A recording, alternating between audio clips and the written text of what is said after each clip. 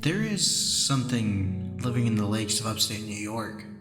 To start the story, I want to make all the readers aware I will not be releasing the location of where this took place, or my real name. I come from a small town near the border of Canada. We are not known for much besides being more of a rest stop for people crossing over the border. When people decide to stay, they can find that we have a plentiful amount of hiking spots, lakes, and places to just swim.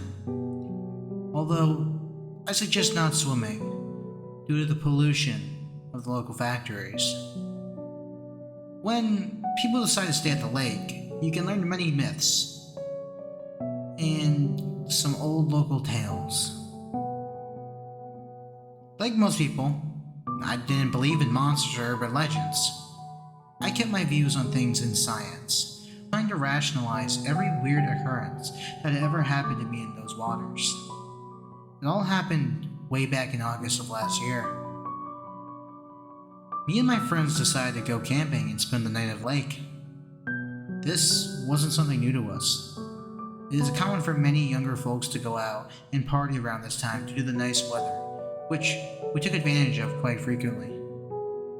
We packed basic stuff like an electric lantern, flashlights, toilet paper, beef jerky, pocket knives, beer, weed. Our plan was to just have fun and pass out on the ground. This was something we did often on the weekends, so there was nothing to really worry about.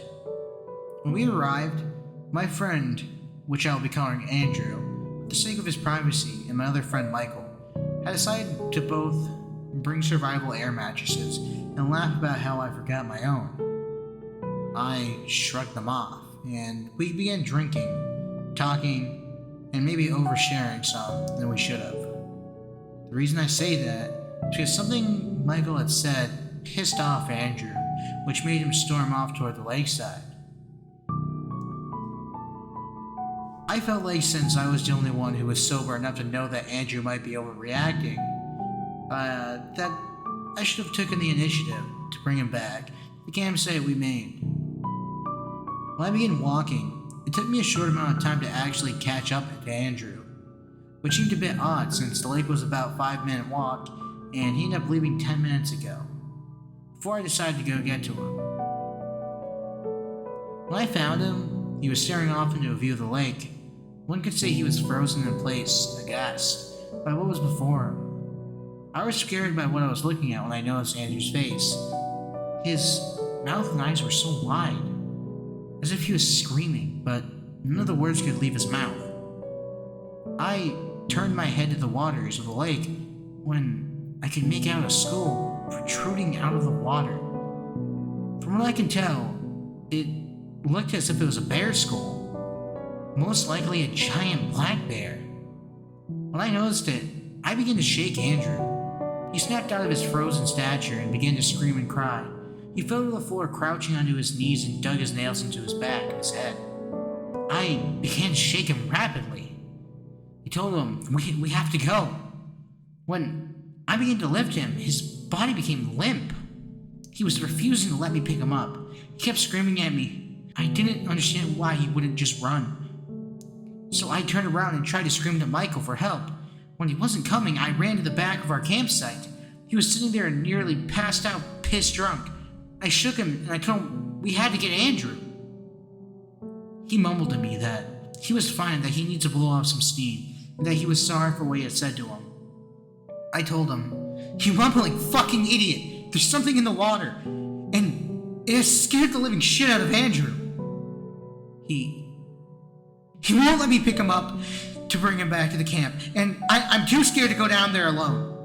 We have to grab him. Michael told me I was a lying asshole and I should let him sleep, and I proceeded to offer him that I'd buy him a whole keg of his favorite beer if he just walked down to the water to get Andrew, and that this wasn't a joke. He finally got up, and by the time we reached where I left Andrew, he was nowhere to be seen. That was until Michael said to me, "What the fuck is that over there? You need to quit this joke right now."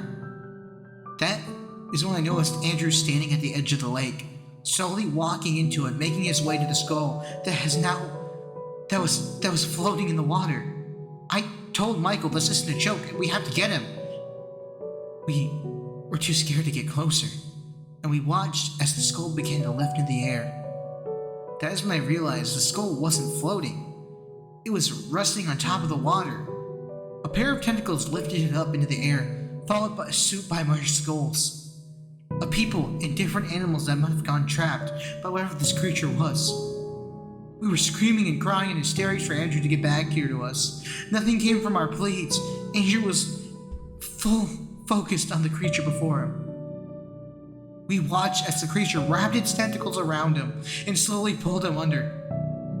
We watched as we saw bubbles arise to the surface of the water, to slowly stop altogether after a couple of minutes.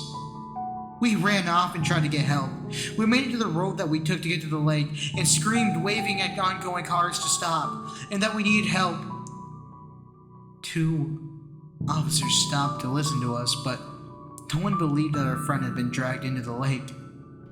They told us that we were drunk, stoned, that our friend must have slipped into the lake. His passing was chalked up to an accident. Boats were sent out to try to find him, but nothing was ever found. Me and Michael go to the lake once a month to pay respect to our friend. Michael hasn't been the same. He blames himself. I swear to God, every time I go to the edge of the water, I can still hear the awful sounds of Andrew's screams that he let out that night, accompanied by his shadowy figure moving in the water. I hope this reaches people. I want people to be careful when going around these lakes. There's something evil that lives here. I'm not sure what, but I know I'll never be the same.